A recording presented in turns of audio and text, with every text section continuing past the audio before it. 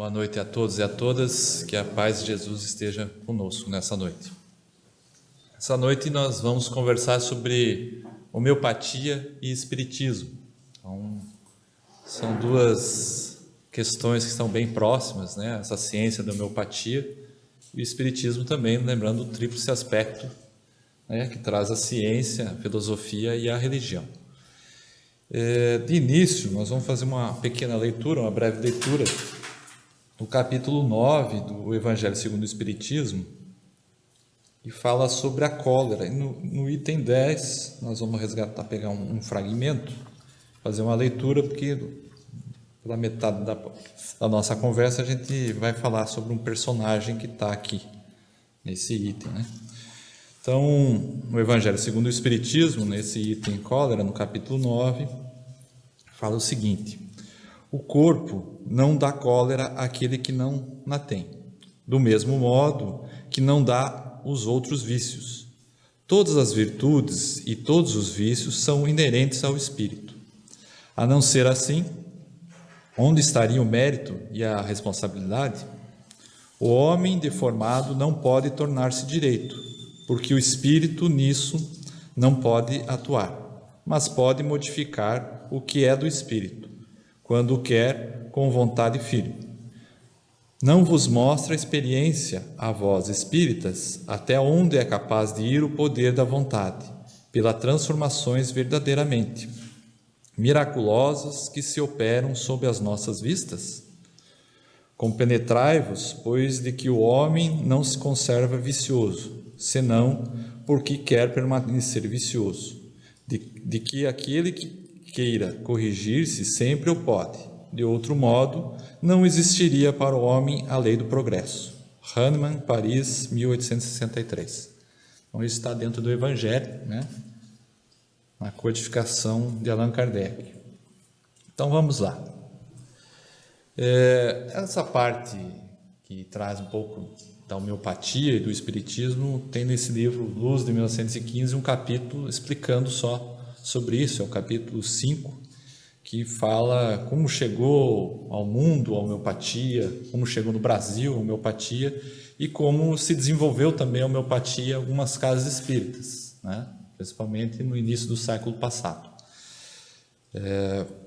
Vamos falar dessa figura, desse médico, que é Franz Mesmer, né? Ele nasceu na Suíça, né? Nessa Snang, uma pequena aldeia, né, próxima ao Lago de Constância. Ele estudou medicina, então, na Universidade de Viena. Ele fez um doutorado, né? E o doutorado dele, a tese de doutorado dele, foi a influência dos planetas nos nossos corpos, né? Então, ele foi a primeira pessoa no mundo a usar esse termo fluido universal, né? Então, a doutrina espírita também fala sobre o fluido universal. Então, esse médico lá, nós estamos falando lá de 1766, então depois que chegou Allan Kardec, né, em 1857. Então nós estamos falando que quase 100 anos antes veio uma figura que trouxe um pouco, né, desse conhecimento para a humanidade, né, e começou a ensinar e falar sobre isso. E depois, né, com a nossa ciência, a gente foi aprendendo que os planetas, a Lua influencia, né, no nosso organismo, né? Quando é lua cheia, né, a maré influencia. Então nós estamos próximos do mar e sabemos muito bem que as marés se modificam com a influência da lua, né? E da mesma forma afeta o nosso organismo. Então Mesmer já ensinava isso lá em 1766, né? Então nós estamos falando que já chegou um ser humano para a humanidade começar a explicar e preparar já esse conhecimento para a humanidade até chegar ao advento da chegada da doutrina espírita. Em 1773 ele descobre o magnetismo animal. E o que é o magnetismo animal? Ele começa a descobrir que através de passes magnéticos ele pode curar animais, né? E até mesmo pessoas, né? E ele começa a curar as pessoas através dos passes, né, que ele aplica. E aí, como ele não cobrava, né, por essas curas, ele começa a ser perseguido, né? E aí ele é perseguido e volta para uma cidade pequena na Suíça e aí desencarna, né, com 81 anos, né? E em 1863, aí eu já estou entrando no outro assunto, que é o próximo, que aí em 1863 já começa a ter algumas comunicações também na Sociedade Parisiense Espírita. Então, esse espírito do Hahnemann também, né, vai, de certa forma, auxiliar Allan Kardec na sua codificação e nos estudos, né, sobre isso. Até tem um livro aí a Federação Espírita Catarinense tem esse livro que trata todo esse assunto desse médico, do Mesmer. Vamos lá. E aí tem uma outra figura que era um seguidor também do médico Franz Mesmer, que é o Hahnemann, que é o que a gente fez a leitura ali no capítulo 9, né, do Evangelho segundo o Espiritismo, que Hahnemann fala que as pessoas podem se curar desde que possam se transformar moralmente e diminuir os seus vícios, né, e levar as suas virtudes. É mais ou menos nesse sentido que ele traz aquela mensagem do Evangelho. Então, o Hahnemann nasceu em 1755, né? E aí em 1810 ele lança um livro, né, que é, digamos assim, esse livro que dá o início desse estudo da homeopatia. Então, o Hahnemann é o pai da homeopatia, né? E ele também começa a estudar essa questão da cura pelo semelhante. Então, é mais ou menos os medicamentos que o Hahnemann desenvolveu é diferente da alopatia, né? Que a alopatia é essa medicação através de produtos químicos, e a homeopatia é através da cura do semelhante. Então, se você tem uma determinada doença, o médico homeopata vai indicar um medicamento que tem a ver com aquela doença. É mais ou menos a mesma lógica da vacina, né? Então, nós estamos discutindo aí a vacina para esse vírus, né, do Covid-19. Então, o que acontece? Os médicos, os farmacêuticos vão lá e isolam o vírus, né, deixam ele mais fraquinho, né, só uma cepa daquele vírus, né, modificam o seu DNA para ele não ficar tão danoso para o nosso organismo, e aí colocam, né, dentro de um vidrinho ali aquele medicamento, né, e aplicam aquela injeção, né, aquela vacina. Então, é a cura pelo semelhante. Então, você vai adquirir a tua imunidade, né, pelo aquele medicamento, que é essa vacina, né? É a mesma lógica do medicamento da homeopatia. Então, é a mesma lógica da vacina. Então, veja a importância de Hahnemann para a história da humanidade, né? E ele contribuiu diretamente na codificação espírita, né? Então, ele estava ali presente, né, auxiliando Allan Kardec. Então, essa cura do semelhante, ele começa a estudar, né, ver várias doenças, isolar os medicamentos, e começa a fazer os medicamentos à base de álcool, né, e aí dilui ele em várias porcentagens, né, do álcool. E além disso, ele tem uma grande descoberta, porque o Hahnemann, quando ele tinha os seus doentes, ele fazia o medicamento, colocava na sua carroça, e ele começou a perceber que os pacientes que estavam mais longe da sua casa, né, a 13 km de distância, a 20 km de distância, se curavam mais rapidamente do que aqueles que estavam mais próximos da sua casa, a 1 km, a 500 metros. E ele foi entender que era o sacolejo, né, dos medicamentos que balançavam na carroça, né, e essa dinamização, que é esse entrechoque dos átomos dentro do medicamento, né, que produziam essa energia, né, dentro, que davam essa potência para o medicamento e faziam com que as pessoas se curassem mais rapidamente. Então, ele começou a chacoalhar os medicamentos, né, entendendo que aquele líquido que estava lá dentro, eles iam se debater os seus átomos e produzir uma energia, né? Tipo, quando ele fala dinamização, lembrar do dínamo da bicicleta, né, que roda e acende a luz, né, da bicicleta. Então, é mais ou menos esse termo do dínamo, ele dinamizar, produzir energia. Então, ele energizava através do chacoalho daqueles medicamentos, e aí produzia esse medicamento que ia curar as pessoas. Então, ele já começa também a ter uma outra visão. Ó, essa energia dos átomos dentro do medicamento é que vão dar, né, mais força para esse medicamento, para a pessoa ter essa cura. Então, vocês entenderam aí como que funciona a questão do medicamento da homeopatia. Além disso, o Hahnemann aplicava paz. Então, como ele era um seguidor do mestre, ele aplicava paz e ensinava, né, esses passes, né, magnéticos para os seus discípulos, né, da homeopatia. Então, você está dizendo que o passe que é aplicado aqui depois da palestra não é da doutrina espírita? Exatamente. O passe vem lá do mesmo e vem lá da homeopatia. Então, não tem, né, é uma ciência, né, faz parte porque, né, aconteceu que a doutrina espírita adaptou isso. Talvez tem muito a ver porque Hahnemann estava, né, junto com Allan Kardec. E Hahnemann também contribui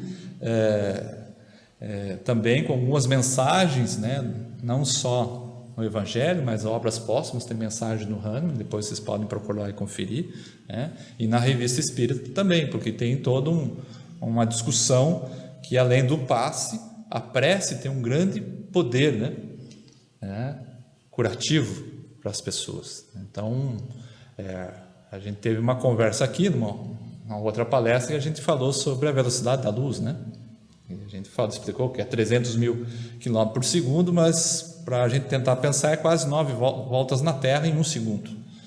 E a velocidade do pensamento é mais rápida que a velocidade da luz. E não tem como medir isso. Então, imaginem, né?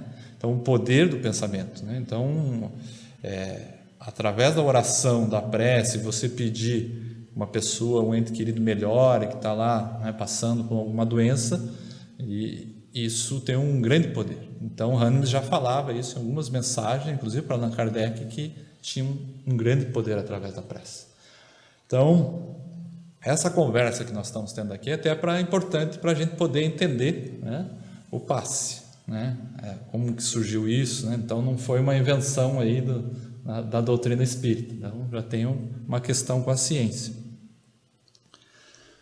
Então, entramos naquela parte ali que o Hahnemann fala, né, dentro do Evangelho segundo o Espiritismo, né? Então, ele fala, então, se o homem ele fica vicioso porque ele quer, ele pode se transformar moralmente, né? E o único jeito de atingir o progresso e corrigir isso é através do estudo do Evangelho, né? E você, né, entender isso, né, a importância de você estar participando de um grupo de estudo, a importância de fazer o Evangelho no lar, né, a importância de você estar sempre lendo o Evangelho, né, estudando também o livro dos Espíritos. Então, sempre está numa boa leitura, né, meio que diária, até para nós podermos vigiar os nossos pensamentos, né, e controlar esses nossos vícios para nós fortalecer as nossas virtudes, né. No Brasil, tem essa figura do Benoît Muri, o Bento Muri, como foi abrasileirado, né? E esse médico homeopata, ele chegou no Rio de Janeiro, tem outros médicos homeopatas que chegaram em Belém do Pará, alguns outros chegaram também em Pernambuco, né? E essa figura chegou até São Francisco do Sul, né? Ele montou uma colônia junto com alguns franceses ali, a colônia do Sauí, né? E eles, meio que essa colônia, dividiam tudo, né? Eles trabalhavam juntos, tipo uma cooperativa, só que, como é que é o ser humano, a ganância, né? O orgulho, né? O egoísmo fez com que não desse certo, e aí ele retornou para o Rio de Janeiro. Mas essa figura, ela difundiu a homeopatia no Brasil, né? Então, por isso que eu trouxe um pouco dessa figura, e isso está no livro Brasil, Coração do Mundo, Pátria do Evangelho, na página 142, trata exatamente sobre a homeopatia no Brasil. Então, esse médico estava aqui próximo, né? Então, né, uns 200 e poucos quilômetros, não é nem isso, né? Acho que menos, 150 quilômetros, ele estava próximo, difundindo, né, a homeopatia, o passe, né, e o medicamento homeopata, né? Então, foi importante também para o país a homeopatia, esses médicos, né, e a doutrina espírita. Isso foi um congresso que teve em 1902, 1904, acho, no Rio de Janeiro, que definiu algumas diretrizes da Federação Espírita Brasileira. Então, cada centro espírita naquela época, como tinha muito poucos médicos, né, no Brasil, cada centro espírita tinha uma farmácia homeopática, né? E, além disso, uma outra diretriz era que cada centro tivesse uma escola primária, né, para ensinar a ler e escrever. Então, sabedores da dificuldade que era naquela época. As farmácias homeopáticas funcionavam, então existia um médium receitista, que eles falavam, né? Então o médium dava uma receita, né? A pessoa ia lá, estava com um problema, e geralmente, às vezes, era um acolhimento fraterno. Então o médium, né, além de dar um medicamento homeopático, ele já diz: você tem que respeitar mais os seus pais, né? Você tem que estudar mais, então já dava, você tem que se acalmar mais, né? Então já dava um aconselhamento, né? Um acolhimento fraterno para aquela pessoa, né? E às vezes, muitas vezes é isso, a pessoa quer ser ouvida, né? Então aí aquele medicamento ajudava também que melhorasse. É claro que também já dizia: você tem que vir mais no centro, assistir palestras, estudar mais a doutrina. Então era nesse sentido. Então, muito do que talvez Rami coloca ali, nessa questão dos vícios, não adianta a gente só procurar a cura se a gente não... Nós não somos responsáveis por nós mesmos, não adquirir a nossa cura, né? E mudar as nossas ações. Porque às vezes a doença vem justamente para ver, né? O calo aperta porque alguma coisa tem que a gente tem que se modificar e transformar moralmente, né? Vamos lá. Então, essa questão do passe, né? Então, Bezerra de Menezes também coloca: não estamos sozinhos. Espíritos amigos acompanham nossos passos e atendem às nossas carências, correspondendo às nossas vibrações. Então, quando o médium vai dar o passe, né? E geralmente ele não precisa encostar nem nada, mas ele chega próximo desse chakra coronário, né? Onde que ele passa a sua energia, não só o passe magnético do médium, mas a energia espiritual. Então, nessa figura tem um espírito ali que está também, né, passando essas energias que vão para a cura daquela pessoa necessitada que está tomando o passe. E não tem como medir isso, não sei qual que é o percentual, né, da energia magnética do médium, e também não tem como medir o percentual da energia espiritual que está indo no passe, né? Não sei se vocês entenderam isso. Então, o médium tem também uma responsabilidade na hora de dar o passe, de estar bem equilibrado no dia, né? De estar calmo, de estar com pensamentos mais elevados, né? Porque ele também passa, né, uma energia através do passe magnético, né? E mais boa parte, é claro, que a espiritualidade auxilia, mesmo que ele esteja com algum problema, mas aí, se ele tiver digamos assim, percentual baixo na sua energia, do outro lado vai dar uma ajuda, né? Um percentual maior para ter aquele bom passe. Vamos lá. Então, no livro Domínios da Mediunidade, então o médico André Luiz, né, vem explicar sobre como que funciona essa questão do passe no nosso organismo. Então, a ação do passe ocorre pelo perispírito, né? Então, não pense que é a parte material, então é no perispírito. Então, essa energia que o médium está aplicando, né, tanto dele como da espiritualidade que está passando ali, porque ele é só um para-raio, né, digamos assim, essa energia vai passar para o perispírito, não vai ficar no corpo da pessoa que está recebendo o passe. Então, o que vai acontecer? Essa energia vai entrar por aqui, ou pode ser também... Tem gente que dá passe deitado, às vezes quando a pessoa está mais debilitada, não há mal nenhum. E essa energia ela vai entrar diretamente na corrente sanguínea. É muito rápido isso, né? Talvez uma velocidade instantânea, né? E da corrente sanguínea ele já vai vai chegar até as mitocôndrias, né? Que é aquela não sei se o pessoal lembra disso, mas aquela organela dentro da célula. Não, isso é uma questão microscópica. Então, essa organela é responsável pela respiração celular. Às vezes a gente estudava, né, no primário, que a respiração era só no pulmão. Não. Todo o nosso organismo respira, todas as células respiram através dessa organela, que é a mitocôndria. Então, a energia do passe vai chegar lá, né? Então a mitocôndria está lá no dedão do pé, ela vai chegar, né? Aqui na ponta da orelha vai chegar, né? Dentro do organismo lá, dentro do fígado lá, dentro do coração, a mitocôndria daquela célula vai chegar a energia do passe, né? Então isso, André Luiz isso falava em 1940, né? E acho que nem a época tinha esses estudos sobre a mitocôndria. Então eu avanço da doutrina espírita para auxiliar também na ciência também a explicar como funciona toda essa estrutura do organismo, da respiração celular, que na realidade a mitocôndria é a grande potência aí que traz para todo o organismo, tá? Então essa energia do passe chega lá e atinge tudo.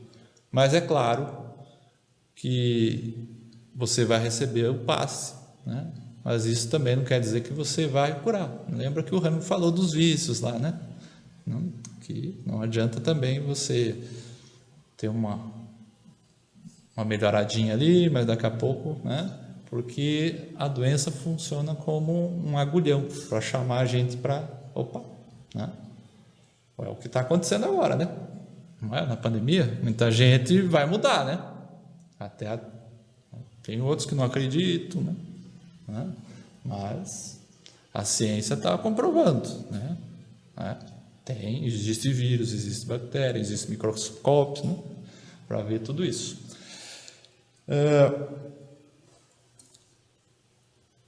E aí nós chegamos nessa figura que é Jesus, né? E existem outros livros que trazem também a questão da homeopatia, tratamento do espírito e para o corpo, né? Também são obras que tem a ver com o espiritismo, né? Tem a homeopatia e o espiritismo, né? Que é uma outra obra que traz esse assunto. E todas essas obras falam que pouco adianta você se medicar com um medicamento homeopata se você não estudar o Evangelho de Jesus. Então, porque às vezes vocês lembram que muitas pessoas Jesus não curou. Jesus curou alguns, né? Tinha o cego de Batseia, que era uma aldeia perto de Cafarnaum, isso. E ele chamou para fora da aldeia, né? Aplicou passe nos olhos daquele cego. E aí o cego disse que estava vendo tudo nublado. Aí Jesus, com a sua saliva, molhou os seus olhos e curou aquele cego. E falou, deu um conselho, né? Não vá para a aldeia, volta lá para sua casa, fica na de boa, né? Fica quietinho lá, né? E Jesus sempre aconselhava nesse sentido, né? Porque ele não queria nada estardalhaço, Jesus curou, não era nesse sentido. E até mesmo para a pessoa, você está curado, então fica quieto, né? Vai lá, não fique orgulhoso, né? Fique mais humilde, né? Então não precisa, né? Fique calmo, né? Então trouxe a cura para muitos. E para alguns, ele amenizou o sofrimento, né? E também explicava para muitos que também existe a justiça divina, que era para aquelas pessoas passarem pelo aquele agulhão. Então, já estava no acordo do seu processo reencarnatório que tinha que passar por todas aquelas dificuldades, pelaquela doença, né? Ter nascido com problemas físicos. Então, era, né, através da justiça, né, divina, que tinha que passar por aquele processo. E teve um encontro, né, numa noite na casa de Pedro, onde fazia-se os estudos junto com Jesus, e Raquel, serva de Yacuza, não entendia o porquê que as pessoas nasciam, né, com problemas físicos ou doentes, e tinha tanto sofrimento no mundo. E Jesus explica para ela, para os seus discípulos, seus apóstolos ali, que a necessidade da dor e do sofrimento funcionava justamente as doenças como um agulhão. O agulhão é aquele toque, né, no animal para ele andar, né? Então é mais ou menos nesse sentido que Jesus explicava. Mas mesmo assim Raquel não entendia aquilo. Mas como? Por que Deus não traz todo mundo perfeito, né? E aí evitaria todo esse sofrimento? E aí Jesus conta uma história para ficar mais fácil o entendimento. Ele fala que nasceu uma criança e aí Deus concedeu um anjo que cuidasse daquela criança. E esse anjo, a hora que aquela criança começou a dar os primeiros passos, ela caía, aquele anjo ia lá e cuidava da criança, né? Não deixava cair, não esfolar o joelho, né? Quando a criança foi para a escola, esse anjo facilitava toda a vida, né? Ensinava a ler, escrever, as contas de matemática, então foi tão fácil, né? E aí quando chegou na adolescência, ele realizava os esportes mais facilmente, passava por tudo, ganhava as corridas, porque aquele anjo sempre estava ali auxiliando, né? Conseguiu um bom emprego, e aí a certa altura aquele ser, né, que o anjo sempre ajudava, disse, sabe que esse negócio de Deus, de rezar, para que eu tenho tudo, estou bom, né? E aí desce um outro anjo mais superior que ele, tá vendo o que você fez?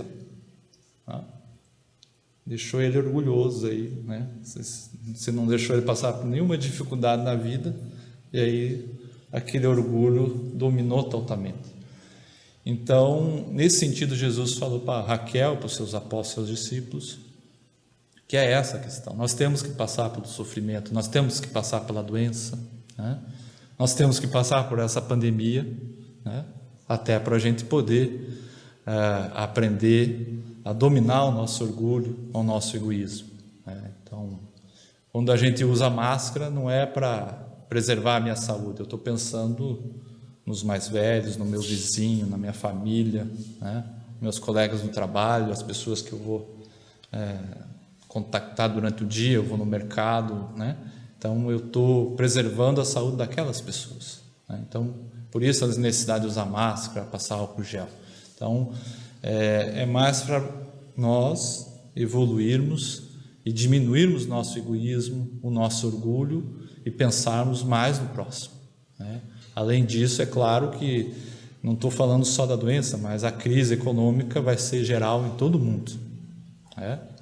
E isso faz com que também amoleça um pouco nossos corações, né? E que praticamos mais a caridade.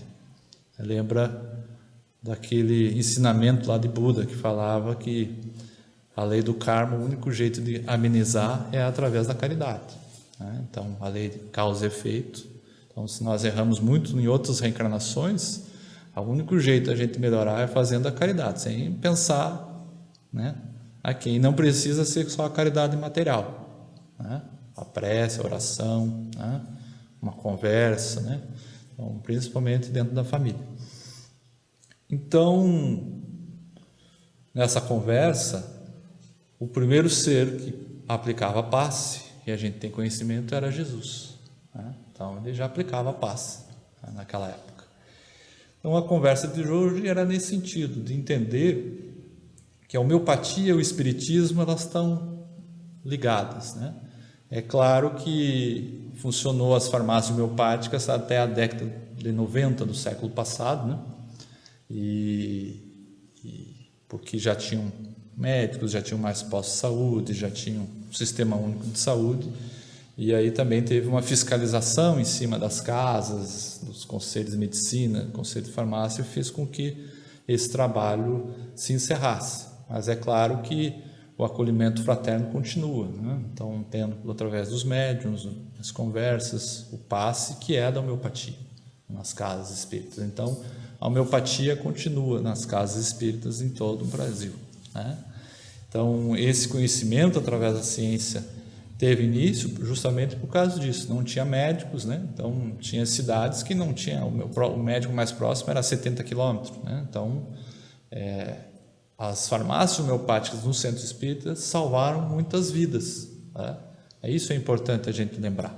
Então, a homeopatia, ela funciona e funcionou. É claro que a alopatia também, de forma mais rápida, né, é também necessária. Mas a homeopatia, ela é muito mais tranquila, né? É mais demorado o processo de cura, mas ela dá mais uma certeza dessa cura, de entendimento, né, através da energia.